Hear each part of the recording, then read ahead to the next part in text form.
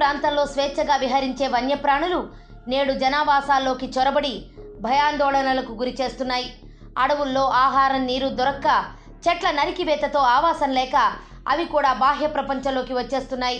పెద్ద పులులు, చిరుతలు, ఎలుగుబంట్లు, ఏనుగులు, కొండ చిలువలు ఇలా ఒకటేంటి అన్ని రకాల వన్యప్రాణులు తెలుగు రాష్ట్రాల్లోని అనేక ప్రాంతాల్లో సంచరిస్తూ ప్రజలను పరుగులు పెట్టిస్తున్నాయి.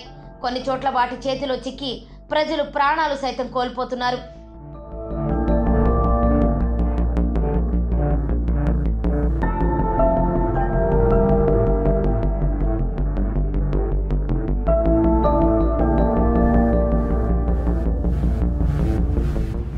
తాజాగా కరీంనగర్ జిల్లా మానకొండూరులో ఎలుగుబంటి హల్చల్ చేసింది. మంగళవారం తెల్లవారుజామున ఆంజనేయ స్వామి ఆలయం సమీపంలోని ఓ ఇంటి ఆవరణలో ఉన్న వేప చెట్టు ఎక్కి కూర్చుంది. దాన్ని గమనించిన స్థానికులు హడలిపోయి వెంటనే పోలీసులకు, ఫారెస్ట్ అధికారులకు సమాచారం ఇచ్చారు. సంఘటనా స్థలానికి చేరుకున్న అధికారులు దానికి మత్తుమందిచ్చి పట్టుకునేందుకు తీవ్ర ప్రయత్నాలు చేస్తున్నారు. ఎలుగు చిక్కే వరకు స్థానికులెవరూ ఇళ్లలో నుంచి బయటకు రావద్దని హెచ్చరికలు జారీ చేశారు.